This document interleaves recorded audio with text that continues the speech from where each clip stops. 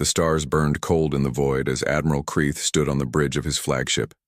His crystalline body caught the light from distant suns, throwing rainbow patterns across the metal walls. Behind him, 1,000 Velkoth warriors worked, at their stations. Their movements were perfect. Every action matched exactly with the others. They moved like one giant mind controlling many bodies. Kreeth looked at the view screen. Below them, the planet Zerion spun slowly. Its blue oceans and green lands looked peaceful. But peace would not last long. The Velkoth Empire had come to claim another world. All ships report status, Kreeth commanded. His voice echoed through the communication channels to every vessel in his fleet. 200 ships floated in perfect formation around Zerion. Each ship was exactly where it should be. No mistakes, no disorder. This was how the Velkoth fought wars. "Admiral," said Commander Vextar, stepping forward.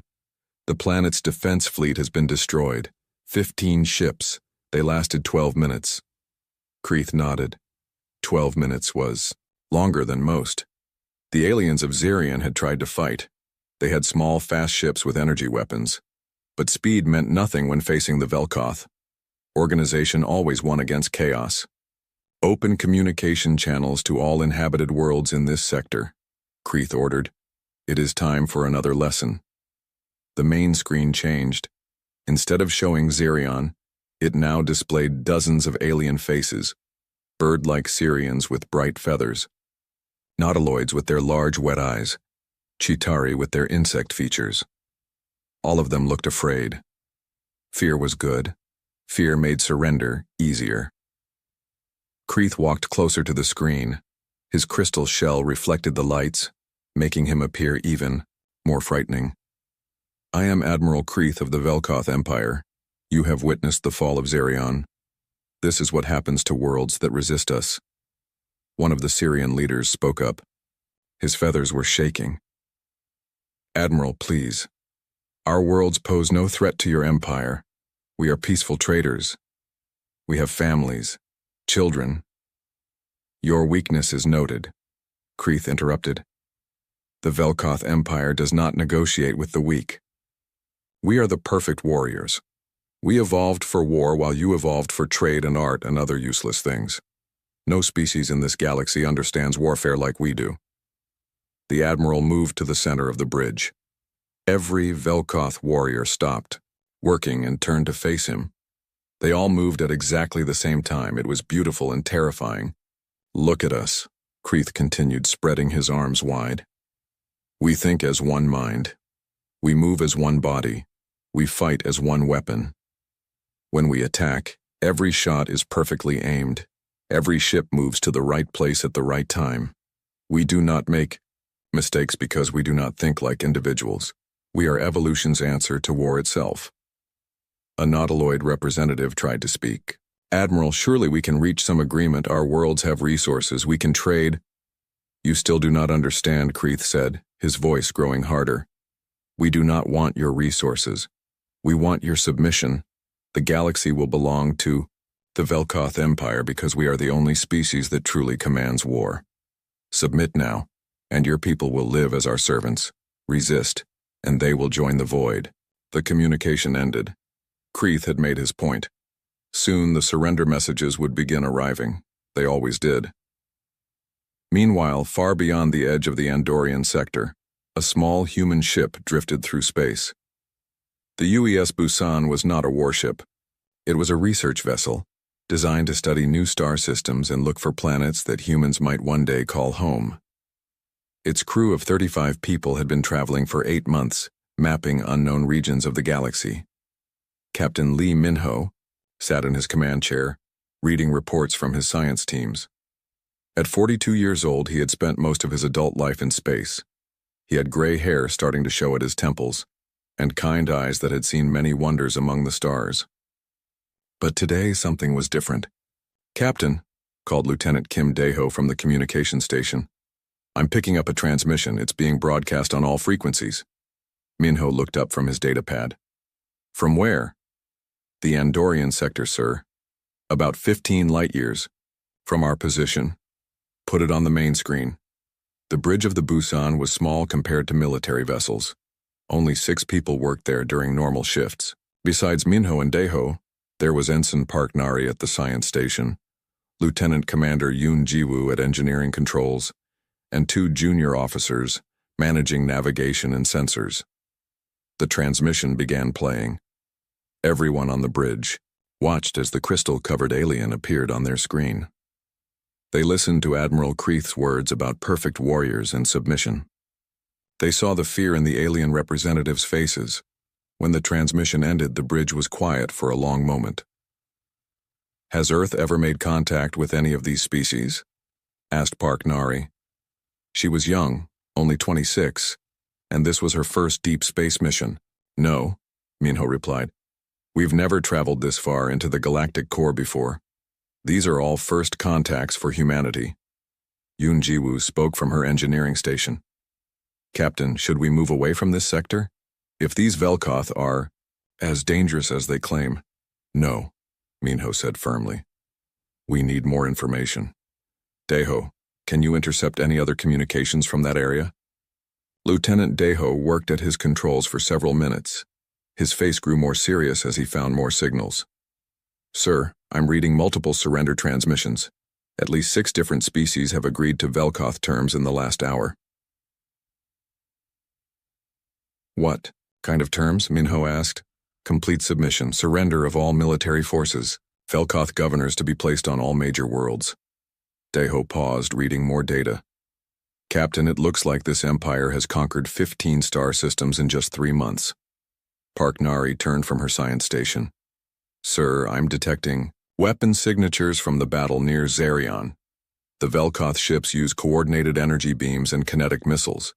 Their tactics appear to be based on overwhelming numerical superiority and perfect timing."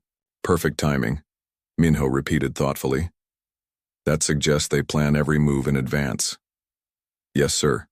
The attack patterns show no variation, no improvisation. Everything follows preset formations." Commander Yoon Jiwoo stood up from her station. She was the oldest member of the bridge crew at 51 and had served in the Earth Navy before joining the Exploration Service. "Captain, with respect, this isn't our fight. We're explorers, not soldiers." Minho nodded. "You're right, Commander. But we may be the only humans in this region of space. Earth needs to know what's happening out here."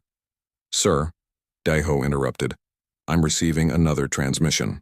This one is directed specifically at us." Everyone turned to look at the communication officer. "At us?" Minho asked. "How is that possible?" "Unknown, sir. But it's definitely targeted at our position and using our communication protocols." "Put it through." The screen showed a different alien this time. This one had blue-green scales and large, intelligent eyes. The creature looked exhausted and afraid. "Unknown vessel," the alien said. "This is Governor Thessian of the Zerian colony. We detected your ship on our long-range sensors before." The alien's voice broke for a moment. "Before our world fell. If you can hear this message, please send word to any spacefaring civilizations you know. Tell them about the Velkoth. Tell them what happened here. They claim to command war itself, and no one has found a way to stop them." The transmission ended with coordinates for several refugee ships that had escaped Xerian's destruction. "Captain." Minho stood up and walked to the main viewing port. Outside, the stars looked the same as always. But he knew that somewhere among those distant lights, an empire was growing. An empire that believed it had mastered warfare. "Nari," he said without turning around, "analyze everything we've intercepted about Velkoth military tactics. I want a complete report." "Yes, sir." "Daeho, contact those refugee ships. If any survivors are willing to talk, I want to hear their stories." "Understood, Captain." "Jiwoo, plot a course back toward Earth space. Maximum sustainable speed." The engineering commander looked surprised. "Sir, that will take us 11 months at best." Minho turned back to face his crew. "Then we better send a priority message ahead of us. Earth Fleet Command needs to know about the Velkoth Empire. They need to know about species that claim to command war." "What should the message say, Captain?" asked Lieutenant Daeho. Minho thought for a moment. He looked again at the screen where Governor Thessian's desperate face had appeared. He thought about the fear in the alien representatives' voices. He considered the cold confidence of Admiral Creeth. Tell Earth Command that we've discovered a military empire that has conquered 15 star systems using superior tactics and organization. Tell them the Velkoth believe they are the galaxy's perfect warriors. And tell them... Minho paused. Tell them that these aliens have never encountered humans before. Over the next few hours, the crew of the Busan worked to gather as much information as possible. They contacted 3 refugee ships and spoke with survivors from different worlds. The stories were all similar. The Velkoth would arrive with overwhelming numbers. They would demonstrate their perfect coordination and tactical superiority. Then they would offer terms: surrender or die.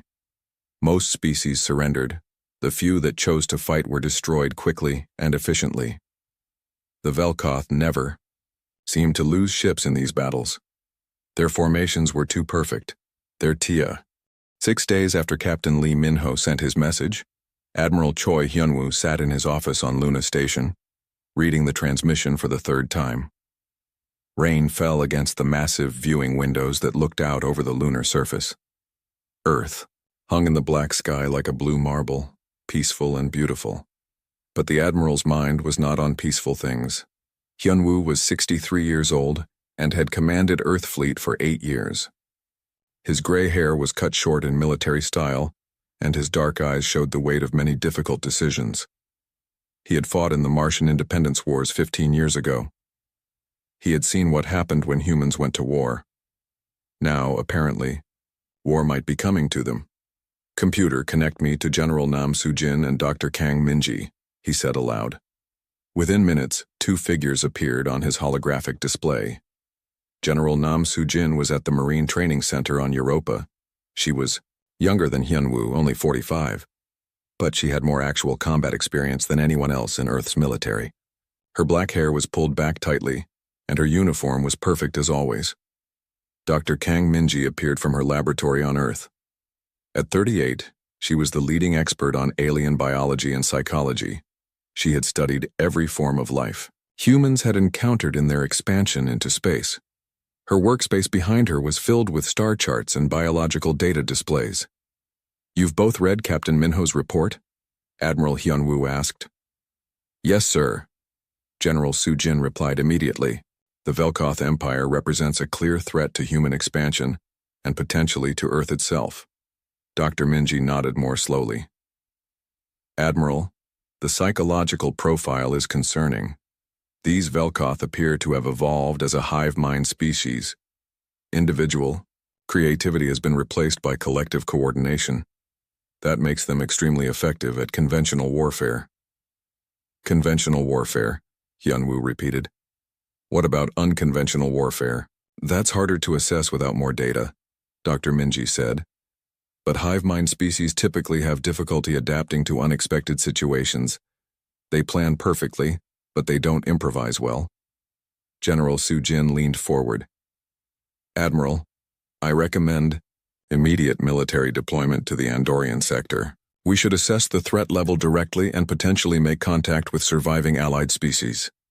With what forces? Hyunwoo asked. Our nearest ships are months away from that region. The Sol is completing its shakedown cruise in the Centauri system, Soo-jin replied. Captain Shin Taehyung's crew has been training on the new quantum weapon systems. The ship could reach the Andorian sector in 3 weeks. Dr. Min-ji looked concerned.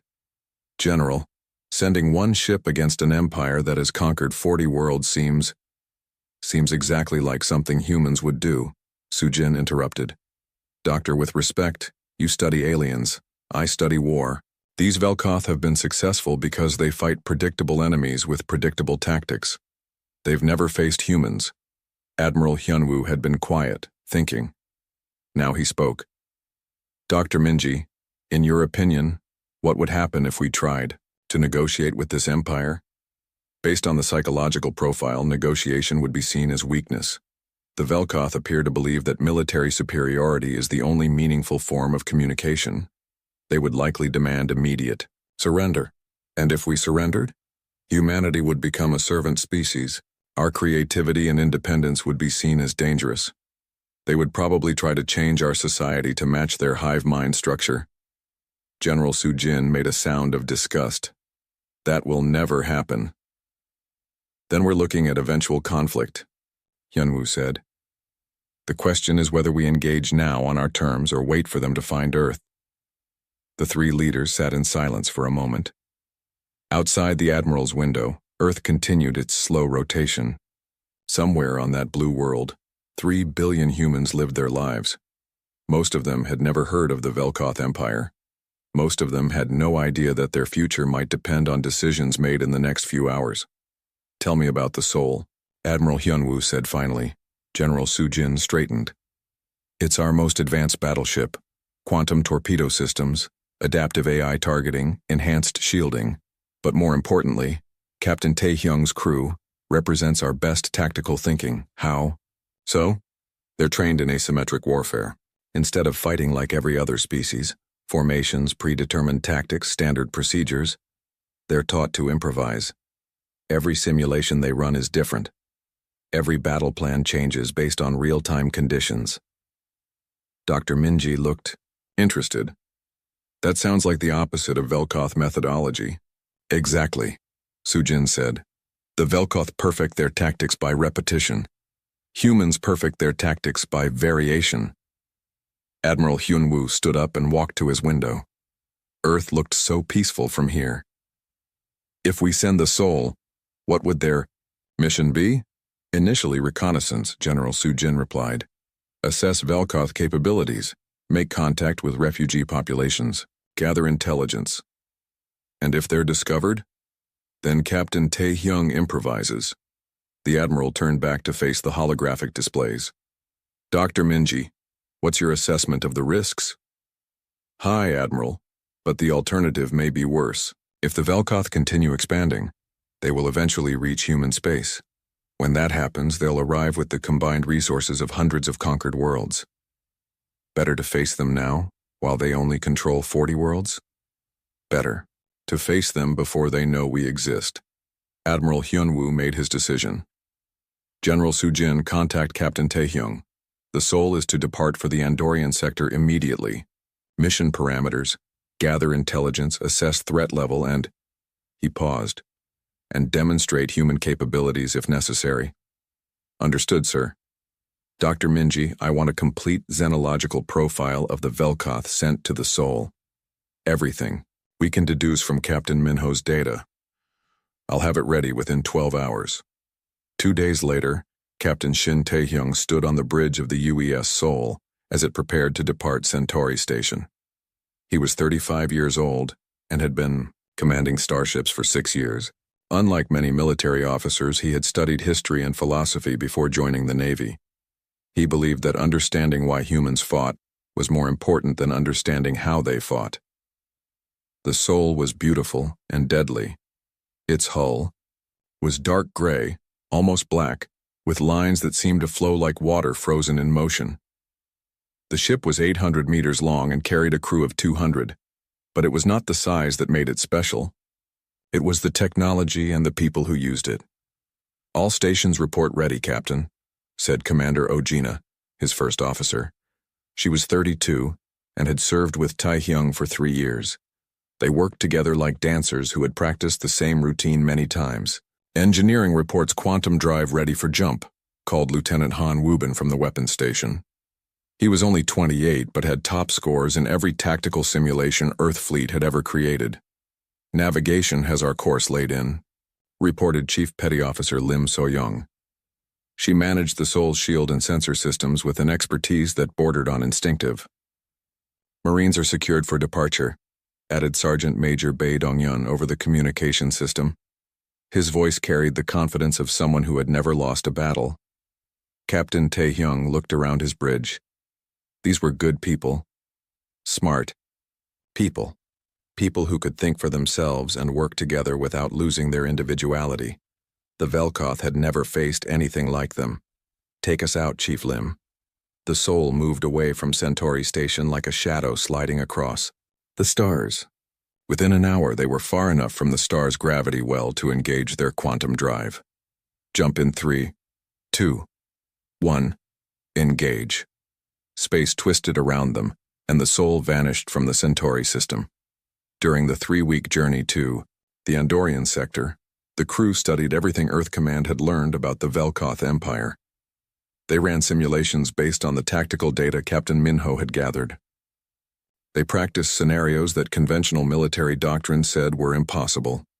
Dr. Minji's xenological report made for interesting reading. The Velkoth had evolved on a world where cooperation was necessary for survival. Over millions of years, they had developed a collective consciousness that allowed perfect coordination between individuals. This made them incredibly effective at large-scale operations, but it also made them vulnerable in ways they didn't realize. The key insight, Captain Taehyung explained to his senior staff during a briefing, is that they can't think outside their established patterns. When we watch their battle recordings, every engagement follows the same basic structure. They arrive in formation. They demonstrate overwhelming superiority. They offer surrender terms. If the terms are refused, they attack with predetermined tactics. What happens if we don't follow their script? Asked Commander Ojina. That's what we're going to find out. Lieutenant Han Wubin was studying weapon data on his personal tablet. Captain, their ships appear to be heavily armed, but not particularly well shielded. They rely on not being hit rather than surviving hits. Meaning, their tactics assume they can control the range and timing of combat. If someone forced them into close-range fighting, they might not be prepared for it. Taehyung finished. Good observation, what else? Chief Lim So-young spoke up. Sir, their communication systems seem to be constantly active. They coordinate everything in real time. If we could disrupt those communications, the soul dropped out of quantum space at the edge of the Xerion system, like a ghost materializing from the void. Captain Shin Taehyung stood on his bridge, watching the tactical display update with new information. What he saw made his jaw tighten. 200 Velkoth ships hung in perfect formation around the planet Xerion. Their crystalline hulls caught the light from the system's star, creating a spectacular display of reflected rainbows. It would have been beautiful if it weren't so menacing. Sensor sweep complete, Captain, reported Chief Lim So-young. I'm reading massive energy signatures from the Velkoth fleet. They appear to be preparing for a final planetary bombardment. Any signs of the planet's defenders? Asked Commander Ojina. Negative. The orbital defense platforms have been destroyed. I'm detecting debris from approximately 15 ships in decaying orbits. Captain Taehyung studied the display. The Velkoth formation was exactly what Dr. Minji's report had predicted. Ships arranged in precise geometric patterns, each vessel maintaining perfect distance from its neighbors. No wasted movement, no redundancy. It was militarily efficient and completely predictable. Lieutenant Wubin, analysis of their weapons systems? The young tactical officer worked at his station for several minutes before responding. Sir, they're using coordinated energy beams and kinetic missile systems. The interesting thing is that every ship fires at exactly the same moment. They're not targeting individual threats. They're creating overlapping fields of destruction. Overlapping fields, Taehyung repeated thoughtfully. That suggests they expect their enemies to maintain formation as well. Yes, sir. Their tactics assume the enemy will fight conventionally. Sergeant Major Bae Donghyun's voice came over the communication system from the marine deck. Captain, are we going to help the people on that planet? Taehyung looked at the planet on his screen. Xerion was beautiful, with blue oceans and green continents. Somewhere down there, millions of beings were waiting to discover their fate. The Velkoth would either accept their surrender or destroy their civilization. That's exactly what we're going to do, Sergeant Major, but not in the way they expect. The captain turned to his crew. All right, people. We're about to make first contact with a species that believes it commands war itself. They've never lost a battle. They've never encountered resistance they couldn't overcome. Today that changes. Sir, Commander Ojina said quietly, there are 200 of them and one of us, which means they'll underestimate us. Taehyung smiled grimly. Chief Lim, take us closer. I want to decloak right in the middle of their formation. Sir? Chief Lim looked surprised. That would put us in weapons range of 50 ships simultaneously. Exactly. They won't expect anyone to be that aggressive. Their perfect formation becomes a trap if we're already inside it. The Soul moved forward under its cloaking field. The advanced stealth system was one of humanity's most closely guarded technologies. It didn't just hide the ship from sensors, it made it functionally invisible until the crew chose to reveal themselves. As they approached the Velkoth fleet, Captain Tae-hyung opened a channel to all stations. "This is the captain. In approximately 5 minutes, we're going to announce humanity's presence to the galaxy. Every one of you represents 3 billion humans who have never backed down from a fight. Show these aliens what that means." The Soul slipped between the Velkoth ships like a shadow moving through a crystal garden. The alien vessels maintained their perfect spacing, unaware that a human warship was now positioned at the exact center of their formation. "We're in position, Captain," Chief Lim reported. "Decloak us." The Soul suddenly appeared on every Velkoth sensor screen simultaneously. Admiral Kreeth, who had been reviewing surrender terms from 3 more species, looked up in shock as his officers reported the impossible. "Admiral," called one of his subordinates, "an unknown vessel has appeared inside our formation." "Impossible. Our sensors monitor all space within 10 light hours. Nothing could approach without detection." "Sir, it's right there." The Velkoth officer pointed at the tactical display. A sleek, dark ship hung in space exactly where their formation was weakest. Admiral Kreeth studied the new vessel. Its design was unlike anything in Velkoth databases. The hull seemed to flow like liquid metal, and the weapon emplacements were positioned in patterns that made no tactical sense according to established military doctrine. "Scan the ship. Identify its species and capabilities." "Sir, the scanning is being blocked. The vessel appears to be using some form of adaptive shielding." "Then we will ask them directly." Admiral Kreeth activated the fleet-wide communication system. "Unknown vessel, you have entered Velkoth space during military operations. Identify yourself and state your intentions." On the Soul's bridge, Captain Tae-hyung received the transmission. The Admiral's crystalline features appeared on the main screen, and his voice carried the absolute authority of someone who had never been challenged. "Captain," Commander Ojina said quietly, 200 ships have us targeted." "Let them." Tae-hyung stepped forward and activated the communication system. "Admiral Kreeth, I presume.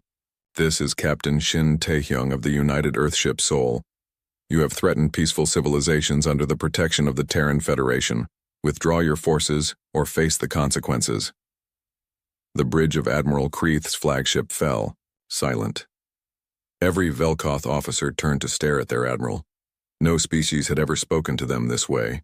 No single ship had ever demanded that the entire Velkoth fleet withdraw. Admiral Kreeth began to laugh. The sound was like grinding crystal, sharp and unpleasant. "Captain Tae-hyung, you command 1 ship. I command 200. You are surrounded and outnumbered. Surrender immediately and your crew will be allowed to live as servants of the Empire." "Admiral," Captain Tae-hyung replied calmly, "you misunderstand the situation. You may command 200 ships, but I command something more valuable." "And what is that?" "Chaos."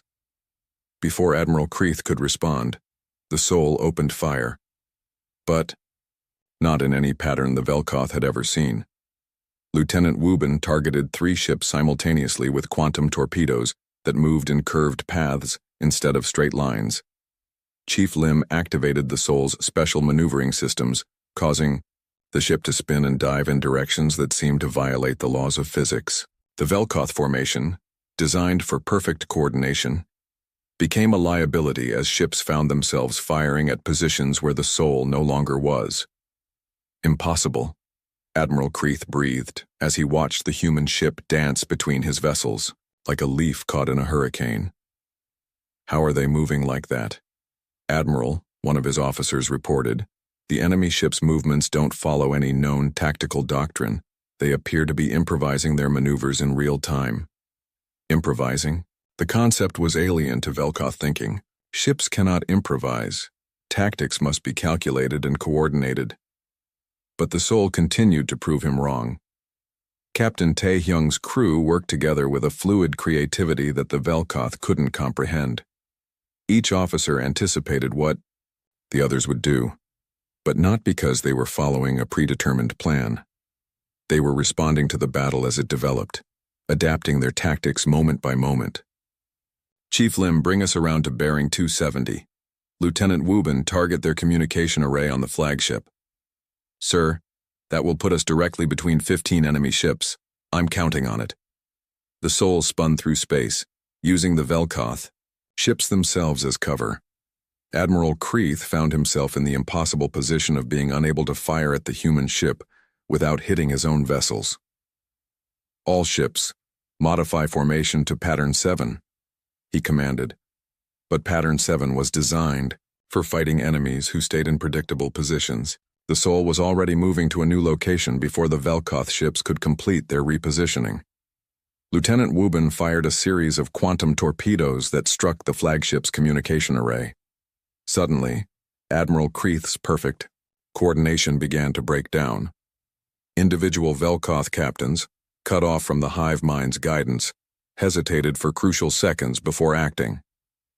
Captain, Commander Ojina reported, their response time is increasing. Without constant communication, they're having trouble coordinating. Exactly what we hoped for. Sergeant Major Bay, are your teams ready? Yes, sir. Marine boarding parties standing by. Deploy. The Soul launched a series of small craft that moved like angry wasps toward the nearest Velkoth ships. But these weren't conventional boarding shuttles. They were equipped with the same adaptive technology as the Soul itself, making them nearly impossible to target effectively. Sergeant Major Bei Dong-yun led the first boarding team onto a Velkoth cruiser. What they found surprised them. The ship's interior was like a crystal maze, beautiful but sterile. The Velkoth crew moved with mechanical precision, but when confronted with opponents who didn't follow established patterns, they seemed confused. These aliens fight like robots, Bei reported over his communication link. They know exactly what to do against conventional boarding parties. But we're not conventional. Instead of trying to capture the ship, Bei's teams planted explosive charges on critical systems and retreated. When the charges detonated, the Velkoth cruiser was disabled but not destroyed. It would survive, but it was no longer part of the battle. Admiral, one of Kreeth's officers. Admiral Kreeth stared at the human captain on his communication screen. The crystal formations on his head reflected the emergency lighting from his bridge, creating sharp patterns of red and orange. Around him, his officers worked frantically to assess the damage from the Soul's unexpected attack. Terms? Kreeth's voice carried a mixture of anger and confusion. You speak of terms after attacking a superior fleet? This is not how warfare is conducted. Captain Taehyung remained calm. Admiral, you're right. This isn't how warfare is usually conducted. But then again, you've never fought humans before. Humans. Kreeth said the word like he was tasting something bitter. Your species designation was not in our databases. Where do you come from? A place where we learned that the best way to win a war is to change the rules while you're fighting it. Kreeth cut the communication and turned to his tactical officers. Status report. Admiral, we have suffered damage to 17 vessels. The enemy ship appears to be using weapons technology we have never encountered. Their torpedoes can change direction during flight. And their movements? Completely unpredictable, sir. Our targeting computers cannot calculate firing solutions, because the enemy ship never maintains course or speed for more than 30 seconds. Kreeth moved to the central command platform. Around him, the bridge crew waited for orders. For 800 years, the Velkoth had perfected the art of coordinated warfare. Every battle followed established patterns. Every victory came through superior organization and overwhelming force. But these humans seemed to ignore every principle of proper military conduct. Admiral, another officer reported, long-range sensors show additional ships approaching from multiple vectors. More human vessels? Unknown, sir. The sensor signatures are chaotic. On the Soul's bridge, Captain Taehyung received a priority communication from Chief Lim. Captain, I'm detecting Governor Thessian's refugee fleet approaching from the outer system. 47 ships of various types. Perfect timing. Taehyung said. Open a channel to all refugee ships. Governor Thessian's face appeared on a secondary screen. The alien leader looked exhausted but hopeful. Captain Taehyung, we came as quickly as we could, but our ships are not military vessels. How can we help? Governor, I need you to do exactly what I tell you. Can your ships maintain formation? Yes, but don't maintain formation. I need you to fly like you're trying to escape in 47 different directions. Governor Thessian looked confused. Captain, that would create complete chaos in local space. Exactly. What happened? Next would be studied in military academies across the galaxy for decades to come. The refugee fleet scattered across the Xerion system like seeds thrown into a hurricane. Each ship chose its own course, its own speed, its own destination. To the Velkoth sensors, it looked like random panic. But Captain Taehyung saw opportunity in the chaos. Lieutenant Wubin, are you tracking the refugee ships? Yes, sir. 47 vessels on completely independent courses. Use them. The Soul suddenly accelerated toward the nearest refugee ship, a cargo vessel that was fleeing toward the system's outer planets. To Admiral Kreeth, it appeared that the human warship was pursuing helpless civilians. All ships, intercept the enemy vessel, Kreeth commanded. Protect the civilian craft. It was exactly what Captain Taehyung had hoped for. The Velkoth fleet broke their perfect formation to chase the Soul, spreading themselves across thousands of kilometers of space as they tried to catch a ship that seemed to dart between the refugee vessels like a fish swimming through coral. But the Soul wasn't just running. Every time it passed close to a refugee ship, Lieutenant Wubin launched quantum torpedoes that used the civilian vessel's mass to mask their signatures. By the time the Velkoth ships detected the incoming weapons, the torpedoes were already too close to intercept. Impossible, breathed one of Kreeth's tactical officers as he watched another wave of perfectly coordinated missiles appear from seemingly empty space. How are they launching weapons from civilian ships? They're not, Kreeth realized with growing horror. They're using the civilian ships to hide their weapons until the last moment. But sir, that would require individual targeting calculations for each torpedo based on the random movements of 47 different ships. Exactly. Kreeth finally understood what they were facing. These humans don't think like us. They don't plan like us. They improvise solutions faster than we can adapt to them. The Soul continued its deadly dance through the refugee fleet. Chief Lim pushed the ship's maneuvering systems beyond their design limits, spinning and diving through three-dimensional space in patterns that seemed to defy physics. The Velkoth ships, trained to fight in orderly formations, found themselves scattered across the system, unable to coordinate their attacks. Captain, Commander Ojina reported, Velkoth ships are starting to collide with each other. They're so focused on tracking us that they're not watching their formation spacing. Their greatest strength becomes their greatest weakness, Captain Taehyung observed. They've trained so hard to move together that they've forgotten how to think independently. Sergeant Major Bae Donghyun's voice came over the communication system. Captain, my teams are ready for Phase 2. Deploy.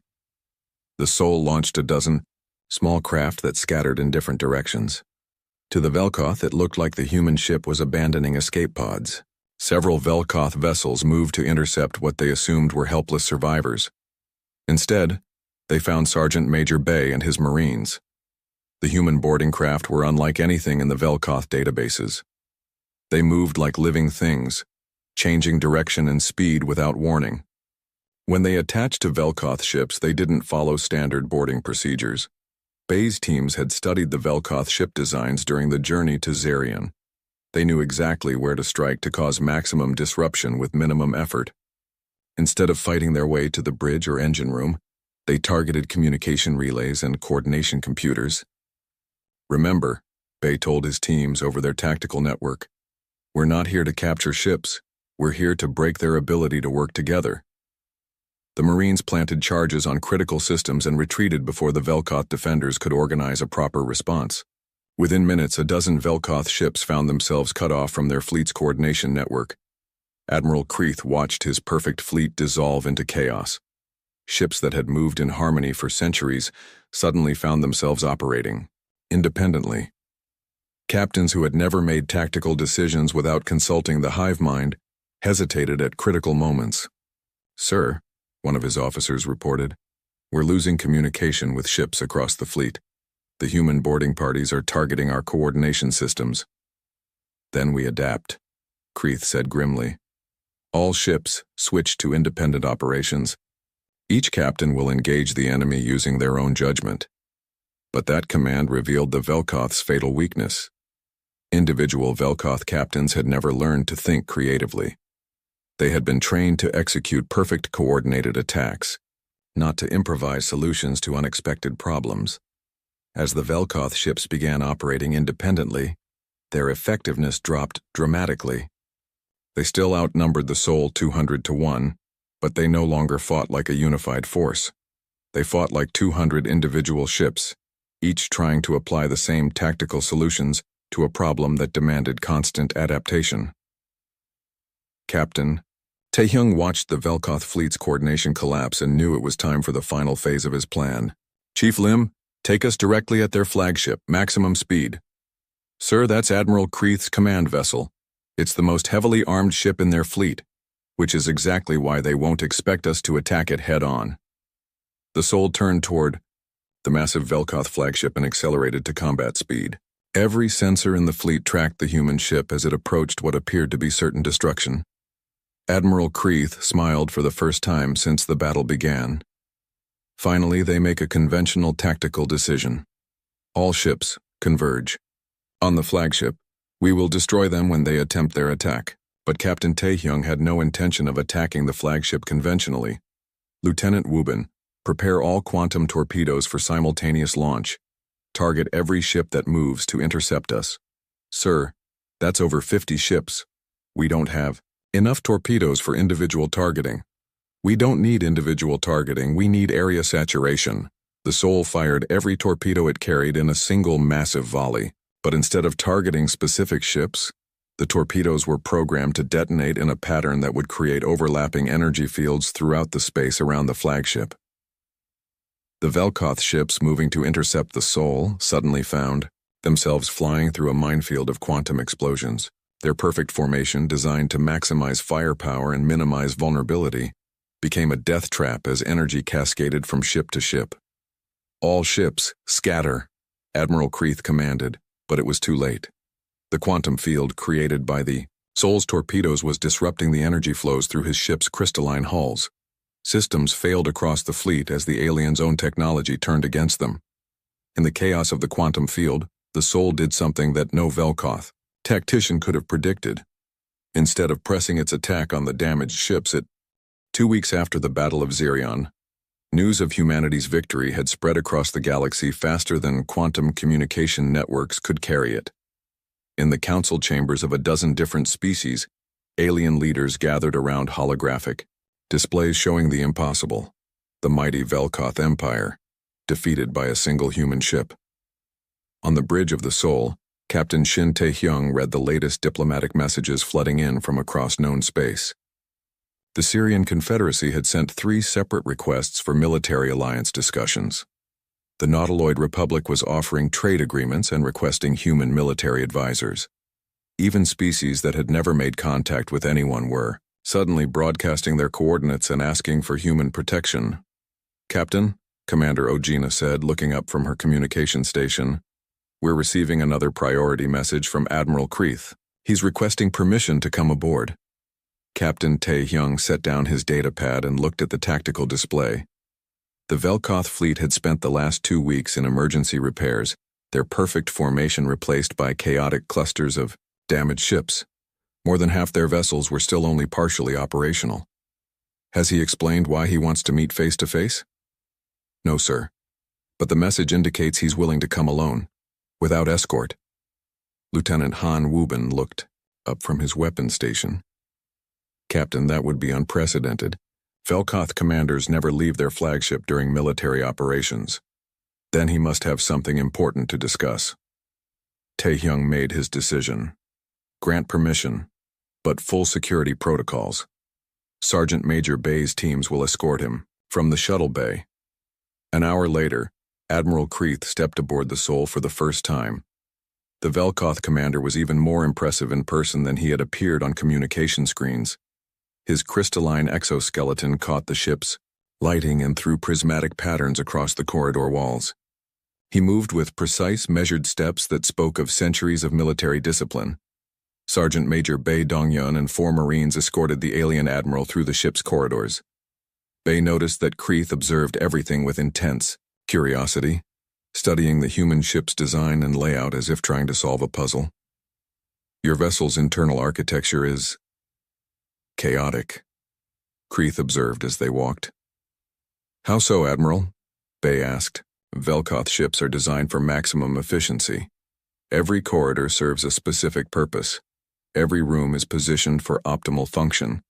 But your ship seems to have been designed by multiple minds working independently. Bei smiled slightly. Actually, Admiral, that's exactly how it was designed.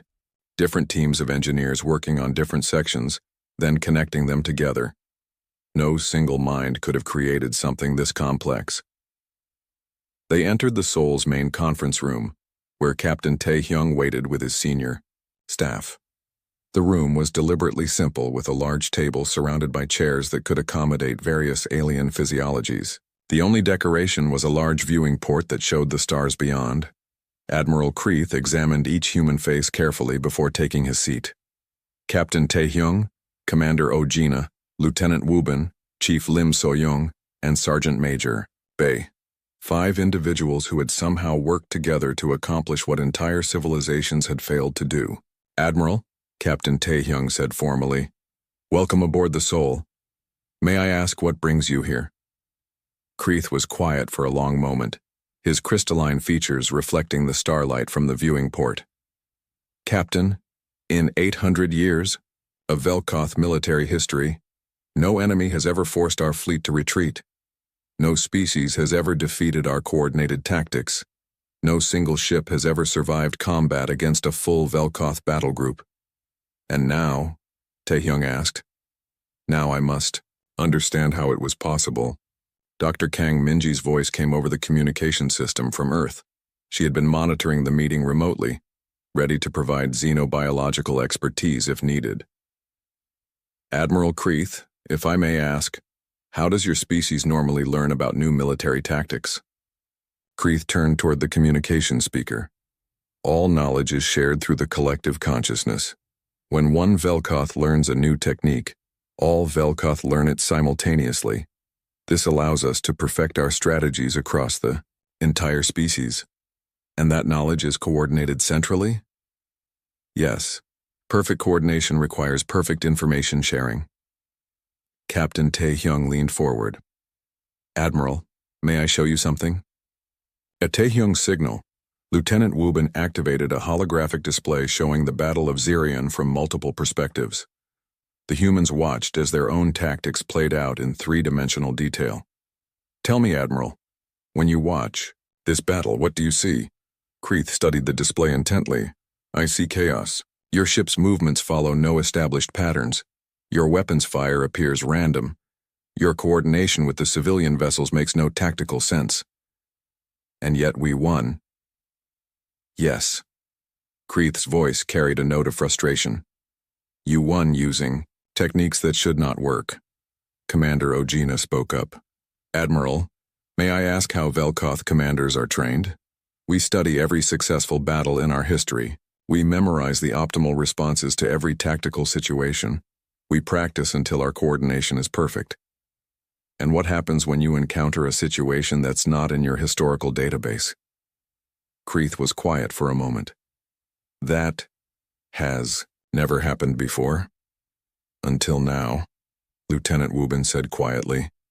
Chief Lim So-young activated another section of the holographic display. Admiral, watch this sequence where we use the refugee ships to mask our torpedo approach. How would Velkoth doctrine handle that situation? It would not occur, Kreeth replied immediately. Velkoth forces do not use civilian vessels in combat operations. It is inefficient and unpredictable.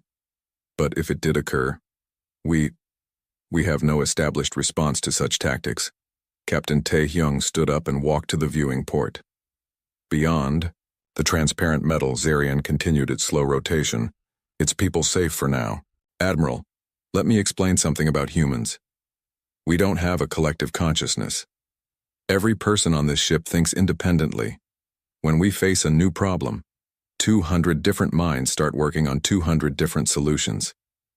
That sounds inefficient. It is inefficient, it's also unstoppable. Taehyung turned back to face the Velkoth commander. Your species perfected coordination, Admiral. You can execute flawless, predetermined strategies. But when something unexpected happens, your entire military structure freezes while waiting for new orders from the collective. Whereas humans adapt. Every officer on this ship has the authority to make tactical decisions. When Lieutenant Wubin saw an opportunity to use the civilian ships as cover, he didn't wait for orders. When Chief Lim realized your formation was vulnerable to disruption, she acted immediately. When Sergeant Major Bay's teams found weak points in your ship designs, they exploited them without consulting a tactical database. Dr. Minji's voice came through the speakers again. Admiral, this represents a fundamental difference in military philosophy. The Velkoth way creates perfect soldiers who execute perfect plans. The human way creates imperfect soldiers who create perfect adaptation. Admiral Kreeth stood up and walked to the viewing port. His crystalline form reflected the stars, creating patterns of light that seemed to shift and change. Dr. Minji, Captain Taehyung, I must ask you something that may sound strange. Of course, Admiral. Could humans teach other species to fight this way? The question hung in the air like an unexploded quantum torpedo. Captain Taehyung exchanged glances with his officers before responding. Admiral, why would you want to learn human tactics? Because, Kreeth said quietly, the Velkoth Empire has conquered 40 worlds using our methods. But now we have discovered that our methods have limits. If we encounter other species that fight like humans, you would lose. Yes. The admission seemed to pain the proud alien commander. Captain, the Velkoth have never asked another species for help. But I must ask, would humans be willing to share their knowledge of warfare? Sergeant Major Bay spoke up. Admiral, human military doctrine isn't something you can just memorize and download to your collective consciousness. It requires individual creativity, independent thinking, and the ability to make decisions without consulting higher authority. That sounds like the opposite of everything the Velkoth represent, Commander Ojina observed. Exactly, Kreeth replied. And that is why we need to learn it. Captain Taehyung returned to his seat at the conference table. Admiral, are you suggesting that the Velkoth Empire wants to fundamentally change its military structure? I am suggesting that the Velkoth Empire wants to survive. We have encountered a form of warfare that we cannot counter using our current methods. Either we adapt, or we face eventual defeat by any species that learns to fight like humans. The implications of Kreeth's words were staggering. The most militarily successful empire in galactic history was asking for help from a species they had never heard of 2 weeks ago. There would be conditions, Captain Taehyung said carefully. What conditions? First, the Velkoth Empire ends, its expansion. No more conquered worlds. Kreeth nodded. Acceptable. Second, the worlds you've already conquered are given the option of independence or voluntary association. That would be difficult. Many of our subjects, Admiral, Dr. Minji's. The Great Hall of the Galactic Council buzzed with fear and anger. Hundreds of alien delegates from across the galaxy stood in their special seats, their voices mixing into a loud roar of panic. The massive screens around the circular room showed the same terrible sight over and over again. A huge fleet of unknown ships was moving toward the outer worlds, destroying everything in their path. Admiral Kexnash of the Alterian Federation slammed his four-armed fist on his speaking platform. His blue skin had turned dark with worry. These invaders came from beyond our galaxy, he announced to the crowd. They have already wiped out 3 star systems. Our weapons barely scratched their ships. The room filled with frightened whispers and angry shouts. Many species had never seen such destruction before. The peaceful worlds of the Outer Rim were home to billions of beings who had no way to defend themselves. From the highest platform in the room, Grand Admiral Vextar of the Zephyrian Empire stood up slowly. His tall, thin body cast a long shadow over the other delegates. The Zephyrians were known throughout the galaxy as the greatest warriors and builders of the most advanced warships. When Vextar spoke, everyone listened. "Fear will not save our worlds," Vextar said, his voice carrying easily through the huge hall. "The Zephyrian Empire offers to lead a combined fleet against these invaders. Our quantum shield technology and plasma cannons are the most advanced in the galaxy. Together with our allies, we can stop this threat." Many delegates nodded with relief. The Zephyrian ships were beautiful works of art, with smooth curves and glowing energy fields that could slice through asteroids like butter. Their weapons could destroy entire moons, and their shields could turn away the most powerful attacks. The crystalline collective's representative, a being made of living glass, rang like a bell when it spoke. "The collective agrees to join this fleet. Our energy phase weapons will complement your plasma technology perfectly." One by one, the greatest military powers in the galaxy agreed to work together. The Mechanoid Union brought their self-repairing robot ships. The Void Walkers offered their ships that could appear and disappear in battles. The Plasma Lords promised their sun-powered weapons that could burn through anything. But in a small section of the hall, Ambassador Sarah Chen of Earth sat quietly. She was a middle-aged woman with gray hair and tired eyes. Most of the other delegates had forgotten that humans were even part of the Galactic Council. Earth was considered a backwater world with primitive technology. Admiral Vextar noticed the human sitting alone. A cruel smile crossed his face. "Ambassador Chen," he called out, his voice dripping with fake politeness. "Surely Earth wants to contribute to this great effort.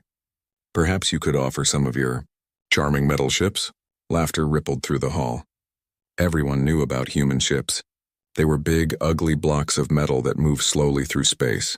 While other species had learned to use pure energy for everything, humans still used old-fashioned rockets and bullets. Their ships looked like they belonged in a museum, not in a real space battle. Sarah Chen stood up calmly. She was not tall or impressive like the other delegates, but something in her eyes made a few of the smarter aliens stop laughing. "Earth will defend its territory," she said simply. "Our fleet is already in position." This caused even more laughter. The Zephyrian admiral could barely control himself. "Your fleet? Those ancient relics that barely made it to your moon? My dear ambassador, this is serious warfare, not a parade of historical curiosities." A mechanoid unit clicked and whirred as it spoke. "Human ships still use chemical explosions for power. Our databases show they have not updated their designs in centuries. It would be cruel to let them face these invaders." Sarah Chen did not show any anger at the insults. She had heard them all before. "The human fleet will hold the Sol system," she repeated. "We ask only that you give us time to evacuate our civilians if we fail." More laughter filled the hall. Grand Admiral Vextar shook his head in what looked like pity. "Very well, Ambassador. We will rescue your survivors after we deal with the real fighting. Try not to get in our way." The meeting ended with grand speeches about galactic unity and advanced technology. The combined alien fleet would meet at the edge of human space, then move out to face the invaders. It was the largest gathering of warships in galactic history, with thousands of vessels equipped with the most advanced weapons known to science. As the delegates filed out of the hall, many of them joked about the humans and their old ships. Some wondered if the human fleet would even show up to fight. Others bet on how quickly the human ships would be destroyed when they met real enemy fire. But Sarah Chen walked alone back to her small transport ship. She activated a secure communication channel to Earth. "Council Command, this is Ambassador Chen. The other species will arrive at Sol in 48 hours. Status of home fleet?" The voice that answered was calm and professional. "All ships are in position, Ambassador. The boys and girls are ready. Tell them the galaxy is watching," Sarah said. "Time to remind everyone why humans don't build pretty ships." Far away in the Sol system, Captain Elena Rodriguez stood on the bridge of the UES Indomitable. Through the thick armored windows, she could see the rest of the human defense fleet spread out in formation. Each ship was exactly what the aliens had said: a massive block of metal and armor, covered in weapon turrets and communication arrays. The Indomitable itself was over 60 years old. Its hull was scarred from a dozen different battles and covered with patches and repairs. The main guns were huge metal cylinders that looked primitive compared to the glowing energy weapons of other species. The engines were simple fusion drives that pushed the ship forward with bright flames instead of the elegant energy fields used by advanced aliens. Rodriguez was a veteran of the Mars colony wars and the asteroid mining conflicts. Her face was weathered and serious, marked by years of commanding ships in battle. She had served on the Indomitable for 20 years, and she knew every bolt and wire on the old ship. "Captain," her communications officer called out. "Long-range sensors are picking up the alien fleet approaching from Galactic North. Estimated arrival in 36 hours. Rodriguez nodded. Around her, the bridge crew worked at their stations. Unlike the clean, automated bridges of alien ships, the human bridge was full of manual controls, backup systems, and redundant equipment. Everything was built to work even if half the ship was destroyed. "Signal the fleet," Rodriguez ordered. "All ships to battle stations. Begin final preparations." Across the human formation, old warships that looked like they belonged in a scrapyard began to hum with hidden power. Crews that had trained for this moment their entire lives moved through familiar routines. Weapons that seemed ancient were loaded with ammunition that could crack planets. The aliens were coming with their pretty ships and advanced technology. They thought they understood warfare because they had powerful weapons and strong shields. But they had never fought humans before. They were about to learn that sometimes the oldest ships carried the biggest surprises. The combined alien fleet dropped out of faster-than-light travel at the edge of the Sol system like a glowing cloud of deadly beauty. Thousands of ships spread across space in perfect formation, their hulls shimmering with energy shields and their weapons glowing with contained power. Grand Admiral Vextar stood on the bridge of his flagship, the Cosmic Triumph. The ship was a masterpiece of Zephyrian engineering, shaped like a graceful bird with wings made of pure energy. Through the transparent aluminum windows, he could see his magnificent fleet arranged in attack formations that had been perfected over centuries of warfare. "Report," Vextar commanded, his four eyes focusing on the tactical display. His weapons officer, a young Zephyrian with bright silver skin, looked up from his console with excitement. "Sir, our scanners have located the human defensive fleet. They are positioned in a loose formation around the fourth planet, Mars, according to our star charts." "Show me," Vexitar ordered. The main screen filled with an image that made several bridge officers laugh out loud. The human fleet looked exactly like the jokes they had heard at the Galactic Council. 67 ships hung in space like ancient metal boxes, their hulls dark and scarred. Compared to the elegant curves and glowing energy fields of the alien vessels, they looked like chunks of old metal that someone had forgotten to throw away. "By the Seven Suns," breathed Captain Thexley of the Crystalline Collective, his voice coming through the communication system. "Are those actually warships? They look like cargo haulers from my great-grandfather's time."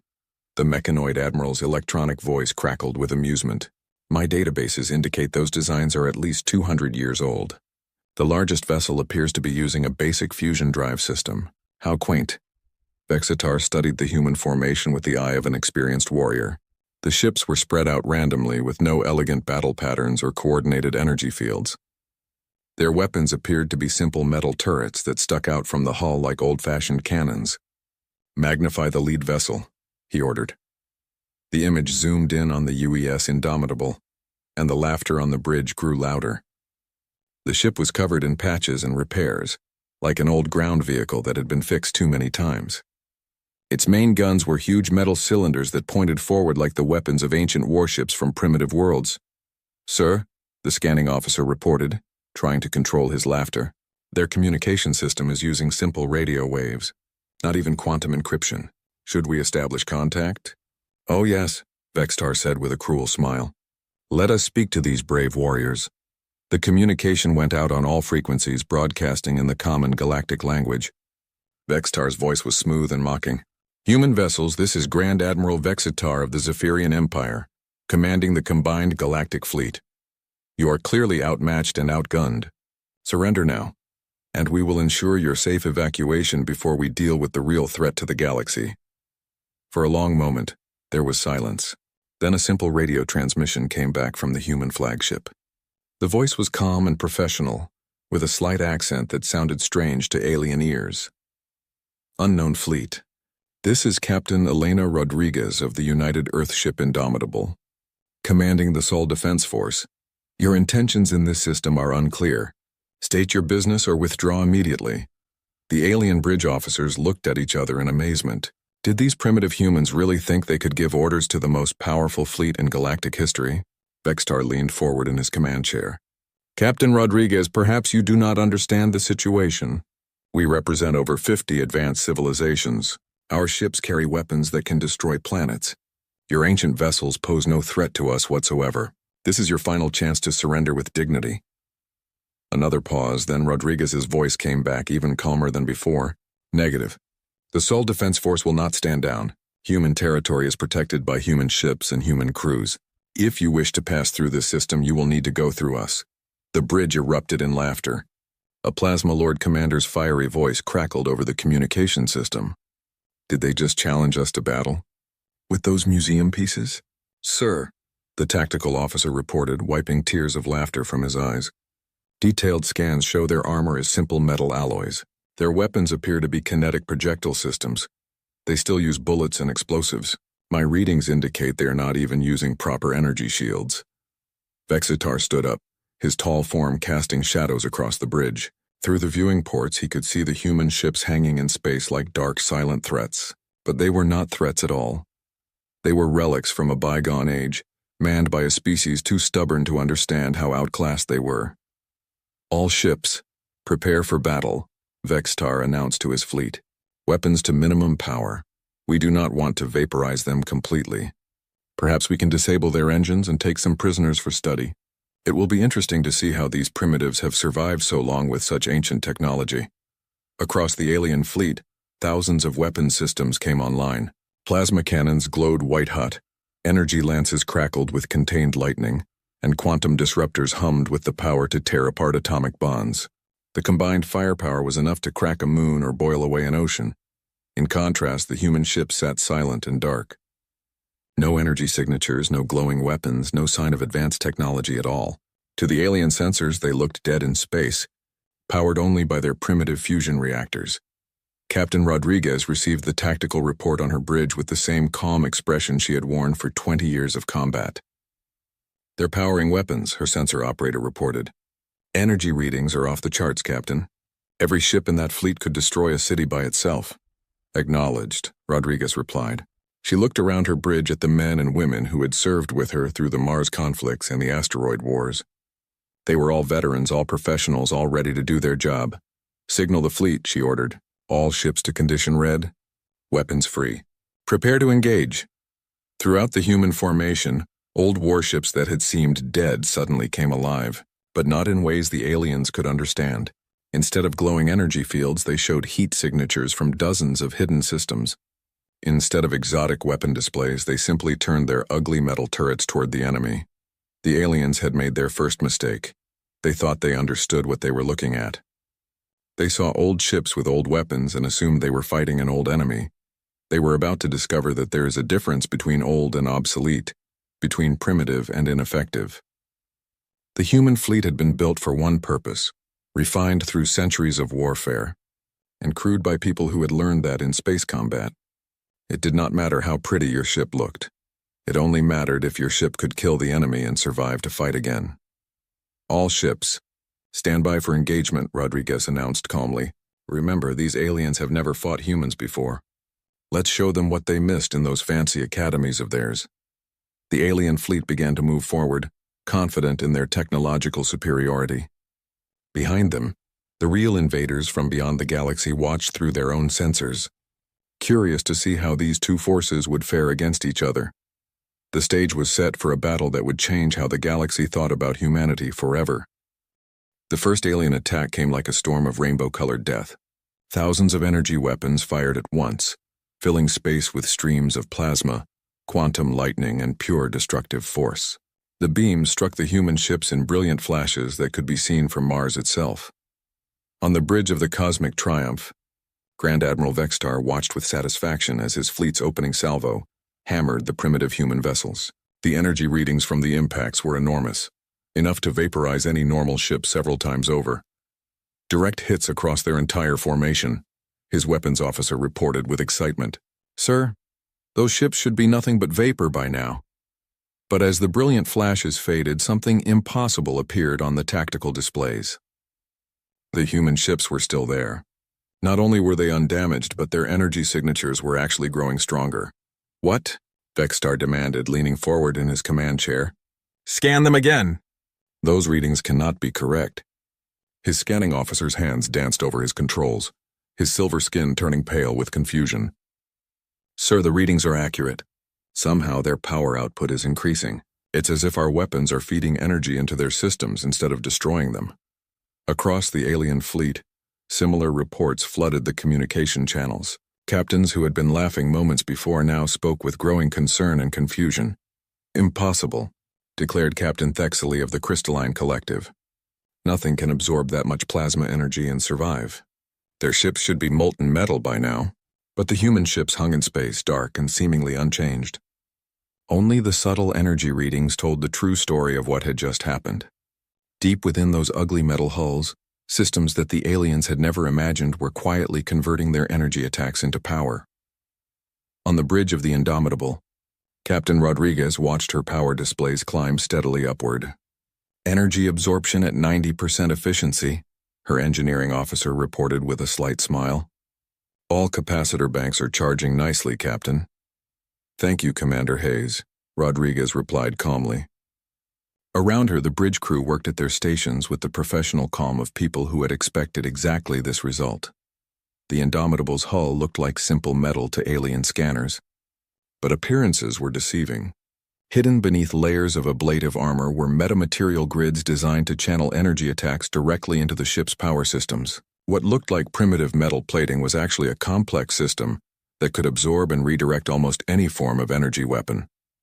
This technology had been developed during the Mars Colony Wars, when human ships had faced energy-based mining lasers turned into weapons. Instead of building stronger armor, human engineers had learned to make armor that could drink energy attacks and grow stronger from them. Admiral Vextar stared at his displays in growing alarm. Fire again! Maximum power. All ships concentrate fire on the lead vessel. The second barrage was even more intense than the first. Every ship in the alien fleet poured energy into the human flagship, enough power to crack a small moon. The space around the Indomitable turned white-hot with contained fury, and when the light faded, the old human ship was not only intact, it was moving. By the seven suns, breathed Vextar as his sensors showed the impossible truth. The human ship was accelerating directly toward his fleet, its primitive fusion drive suddenly blazing with power that seemed impossible for such an old design. What the aliens did not understand was that human fusion drives were not primitive at all. They were variable output engines that could run on minimum power for years, or push their reactors to dangerous limits when battle demanded it. While alien ships relied on steady, efficient energy sources, human ships were built like coiled springs, ready to release enormous power when needed. Across the human formation, 67 ships that had seemed dead in space suddenly roared to life. Their engines flared like newborn stars as they surged forward, closing the distance to the alien fleet with startling speed. This is impossible, Vextar shouted. Those ships should not be able to move that fast. Our intelligence said they were slow and clumsy. His tactical officer's voice was tight with fear. Sir, they are accelerating at 12 standard gravities. At their current rate, they will be within our formation in 18 minutes. All ships evasive maneuvers, Vextar ordered. Do not let them close the distance. But the alien fleet, for all its advanced technology, had been designed for long-range energy combat. Their ships were fast and maneuverable, but they were not built for the kind of brutal close-quarters fighting that human ships were made for. The Zephyrian vessels were works of art, with graceful curves and delicate energy projectors. They were perfect for elegant battles between civilized species who fought with honor and style. But they had never faced an enemy that built ships like hammers and fought like cornered animals. Captain Rodriguez stood calmly on her bridge as the distance to the enemy fleet shrank rapidly. Through the armored viewing ports, she could see the alien ships beginning to scatter, their beautiful formations breaking apart as panic set in. Captain, her weapons officer reported, we are approaching optimal firing range. All guns are loaded and ready. All ships, this is Indomitable, Rodriguez announced over the fleet communication system. Time to show these pretty boys what real warships look like. Weapons free, engage at will. What happened next would be remembered in military academies across the galaxy for centuries. The human ships, ugly and scarred as they were, opened fire with weapons that the aliens had dismissed as primitive relics. But there was nothing primitive about a railgun that could accelerate a tungsten rod to 15% of light speed. There was nothing obsolete about missiles that used quantum-encrypted guidance systems immune to alien jamming. There was nothing ancient about nuclear warheads that could crack asteroids in half. The first human salvo tore through the alien formation like a hurricane through a flower garden. Railgun rounds moving at incredible speeds punched through energy shields as if they were not there, turning beautiful alien ships into expanding clouds of debris. Missiles that looked like simple chemical rockets suddenly revealed guidance systems more advanced than anything in the alien fleet. They twisted and turned through defensive fire, their artificial intelligence minds calculating paths to targets with inhuman precision, and behind the kinetic weapons came the nuclear fire. Warheads that had been designed to destroy asteroid mining facilities released their fury among the alien ships, turning the elegant vessels into brief, bright stars. "Shields are useless," screamed a mechanoid captain over the communication system. "The projectiles are moving too fast. They punch right through our energy barriers. My ship is hit," reported a Plasma Lord commander. "Hull breach on all decks. We are losing atmosphere." Vextar watched in horror as his beautiful fleet was torn apart by weapons he had thought were museum pieces. His tactical display showed ship after ship going dark as human fire found its mark with deadly precision. "How?" he whispered, staring at the approaching human vessels. "How are they doing this?" The answer was simple, but it was one that the advanced alien civilizations had forgotten in their pursuit of elegant technology. The humans had never stopped fighting each other. While other species had achieved peace and focused on making their weapons more sophisticated, humans had spent centuries making their weapons more deadly. Every human ship was a veteran of multiple conflicts. Every weapon system had been tested in actual combat. Every design had been refined through the harsh teacher of battlefield experience. The aliens had built ships to impress other aliens. The humans had built ships to kill enemies and survive battles. There was a difference, and that difference was about to cost the alien fleet everything. As the human ships closed to point-blank range, their battered hulls scarred but intact, Admiral Vextar finally understood the mistake his fleet had made. They had not been fighting primitives at all. They had been fighting specialists. The human fleet crashed into the alien formation like an avalanche of metal and fury. At close range, the true nature of human warfare revealed itself in all its terrifying efficiency. Captain Elena Rodriguez stood on the bridge of the Indomitable as her ship's main guns rotated toward the alien flagship. The massive weapons systems, which had looked primitive and clumsy to alien eyes, now showed their true purpose.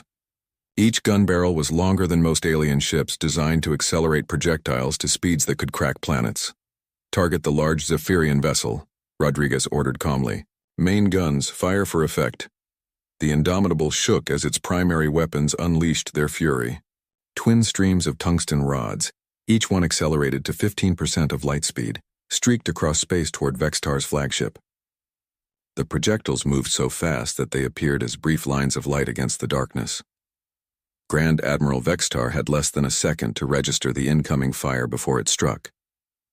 The tungsten rods hit his ship's energy shields and passed through them as if they did not exist. The projectiles punched through the graceful hull of the Cosmic Triumph like bullets through paper, creating perfectly round holes that immediately began venting atmosphere and energy. "Hull breaches on decks 4 through 12, his damage control officer shouted over the sound of alarms. "Sir, our shields cannot stop solid projectiles moving at those speeds." All around the alien fleet, the same scene was playing out. Ships that had been built to fight energy-based battles found themselves helpless against kinetic weapons that simply ignored their defenses. Energy shields that could turn away the most powerful plasma beams were useless against chunks of metal, moving at incredible velocities. The human ships moved through the alien formation, like predators among prey. Their ugly, scarred hulls absorbed energy weapon hits and converted the power to their own systems, while their primitive-looking guns tore through alien defenses with contemptuous ease. UES Thermopylae, a heavy cruiser that had fought in the asteroid wars, engaged 3 mechanoid vessels at once. The robot ships tried to surround the human vessel, their sleek forms dancing through space as they poured energy fire into the old cruiser's hull. But the Thermopylae had been built for exactly this kind of fight. Its captain, Commander Sarah Park, had learned her trade in the brutal close-quarters battles of the mining conflicts. She knew that in real combat, there was no substitute for thick armor, powerful guns, and the will to use them. "Rotate ship, bring all guns to bear," Park ordered. "Show these machines how humans fight." The Thermopylae spun on its axis, bringing dozens of weapon turrets into firing position. What the aliens had mistaken for simple chemical guns were actually a mix of railguns, missile launchers, and point defense systems that had been refined through decades of human versus human warfare. The broadside that erupted from the human cruiser was like nothing the mechanoid vessels had ever faced. Railgun rounds shredded their robotic hulls while guided missiles curved around their defensive fire to strike from unexpected angles. Nuclear-tipped torpedoes detonated among their formation, turning the elegant robot ships into glowing clouds of vaporized metal. "Impossible," transmitted the surviving mechanoid commander. "Our armor is composed of self-repairing smart materials. These weapons should not be able to damage us." But human weapons had been designed to fight human armor, which was often just as advanced as anything the aliens possessed. Nuclear-tipped penetrator rounds did not care about self-repairing materials when they could vaporize entire sections of hull in microseconds. Across the battlefield, similar scenes played out as human ships demonstrated the brutal effectiveness of their combat systems. The UES Marathon engaged a squadron of crystalline collective vessels, its missile batteries filling space with hundreds of guided warheads that twisted and turned through defensive fire like living things. The crystalline ships, beautiful constructs of living glass and energy, tried to use their phase shift technology to avoid the incoming missiles. But human guidance systems had been designed to track targets that could jump between dimensions, a technology developed during conflicts with rebel colonies that had access to experimental jump drives. The missiles followed their targets through multiple phase shifts, their quantum-encrypted brains calculating intercept courses that seemed impossible. When they finally struck, the crystalline hulls shattered like windows hit by hammers, sending rainbow fragments spinning through space. Captain Rodriguez watched the battle unfold around her flagship with the calm professionalism of someone who had seen it all before. To the aliens, this was a shocking display of primitive brutality. To her, it was Tuesday. "Captain," her communications officer reported, "Admiral Vextar is trying to contact us." "Put him through," Rodriguez replied, never taking her eyes off the tactical display where alien ships were dying by the dozens. Vextar's image appeared on the main screen, and Rodriguez could see the fear and confusion in his alien features. Behind him, his bridge was filled with smoke and the sound of damage control teams working frantically. "Captain Rodriguez," Vextar said, his voice strained with desperation, "this slaughter must stop. We came here to help defend the galaxy against invaders. We are not your enemies." Rodriguez looked at him with the same expression she might use to examine an insect.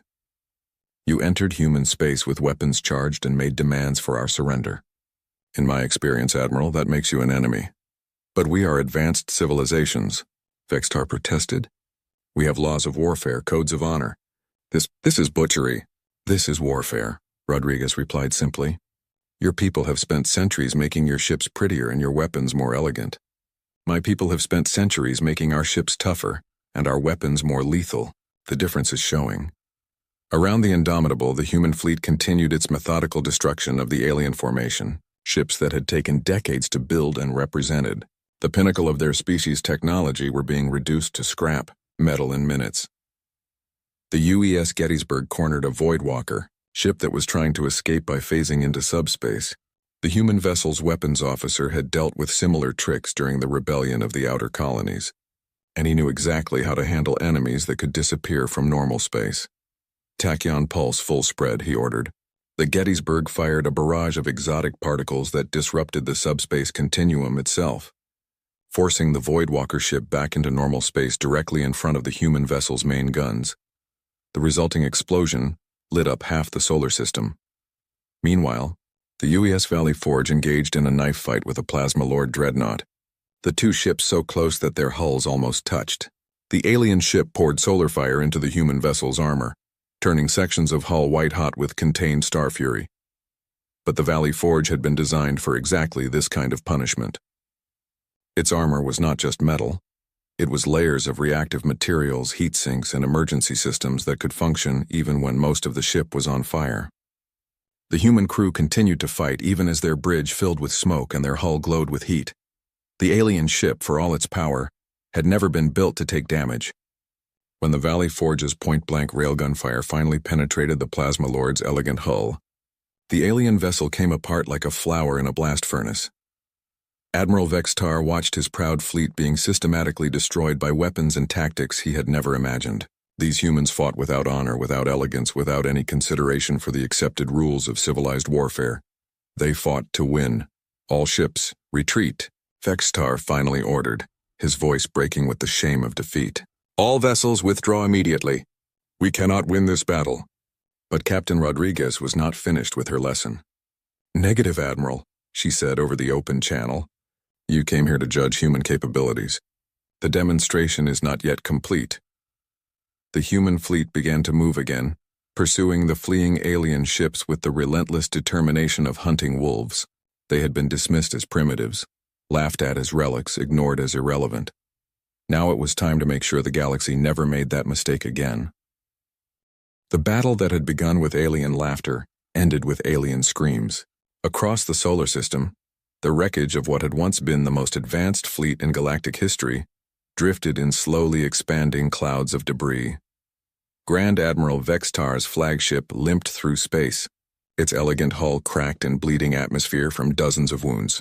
Half his bridge crew was dead or injured, and the beautiful energy fields that had once surrounded his ship flickered weakly like dying candles.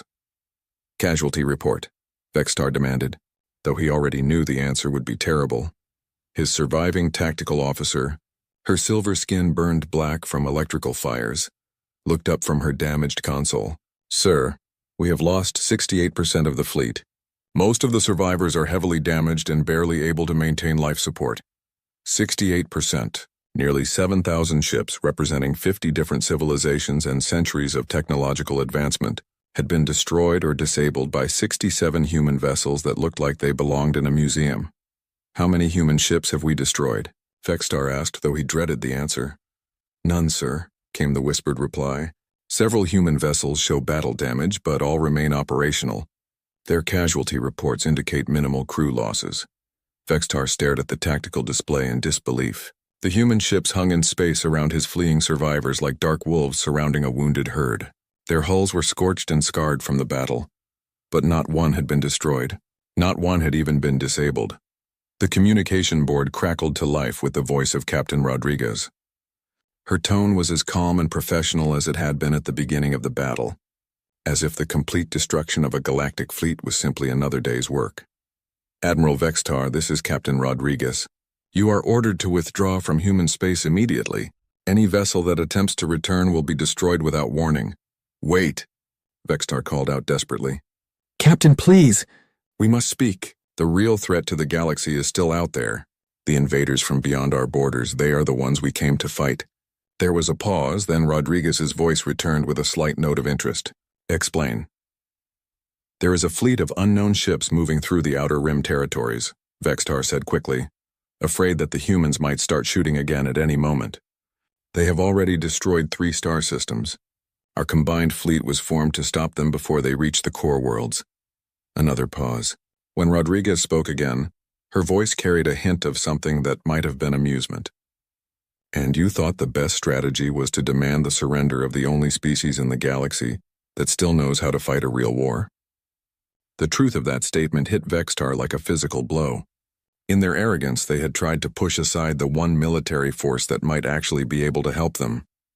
Worse, they had revealed their own weakness and incompetence in the most humiliating way possible. Captain, Vextar said, his pride finally cracking completely, we need your help. Our weapons and tactics are useless against enemies who do not follow the accepted rules of civilized warfare.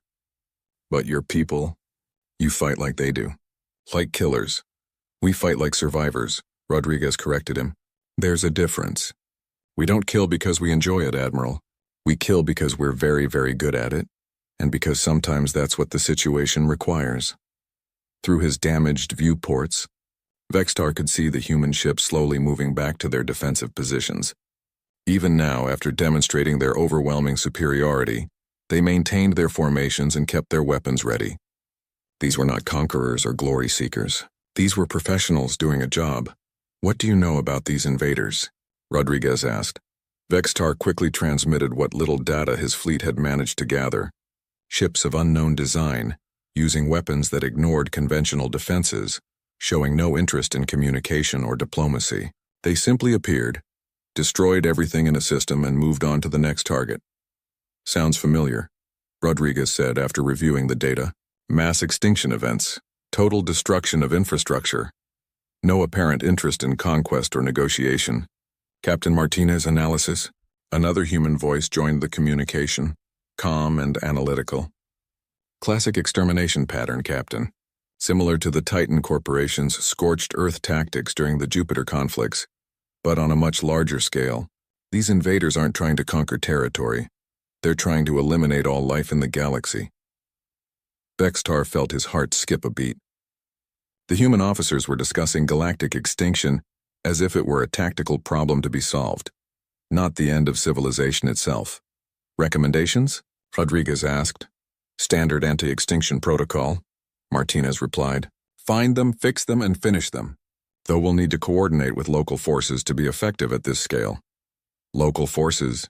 Rodriguez's voice carried a note of dry humor. "You mean these gentlemen who just demonstrated that they couldn't fight their way out of a paper bag?" There was laughter on the human communication channel. Actual laughter, as if the complete defeat of the Galactic fleet was amusing rather than terrifying. "Captain Rodriguez," Vextar interrupted desperately, "will you help us?" "That depends, Admiral.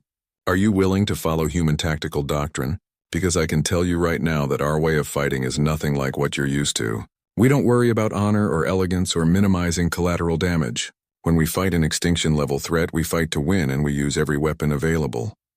Vextar thought about his beautiful ships, reduced to scrap metal in less than an hour. He thought about the elegant tactics and honorable combat traditions that had proven utterly worthless against an enemy that simply ignored them. "Yes," he said finally. "We will follow your lead." "Good. Signal your surviving ships to form up behind the human fleet. We're going hunting." As word of the battle spread across the galaxy, the impact was immediate and profound. The species that had mocked humanity's primitive technology fell silent as the reports came in. The combined fleet of the most advanced civilizations in known space had been destroyed by weapons that still used bullets and explosives. On 100 different worlds, military analysts studied the battle recordings with growing amazement and horror. The humans had not just won. They had won so completely that it redefined what galactic warfare looked like. "Ambassador Sarah," Chen received the reports, in her quarters aboard the transport ship, carrying her back to Earth. She read through the casualty lists and damage assessments with the same calm expression she had worn at the Galactic Council. Her aide, a young diplomat named Jackson, looked up from his datapad with wide eyes. "Ambassador, the galactic media is calling it the most one-sided military defeat in recorded history. Some of them are saying that humanity represents a threat to galactic peace." Sarah Chen smiled for the first time in weeks. "Let them think what they want, Jackson. The important thing is that they're finally taking us seriously." Meanwhile, in the depths of space beyond the galaxy's edge, the real invaders watched the battle through their own sensors. Their artificial intelligence systems analyzed the human tactics and weapons with cold, calculating precision. For the first time since beginning their campaign of extermination, they encountered something unexpected. A species that fought the way they did. A species that built weapons for killing rather than showing off. A species that treated warfare as a profession rather than an art form. The invaders began to recalculate their plans. The galaxy's defenders were not as weak as they had assumed. At least some of them knew how to fight a real war.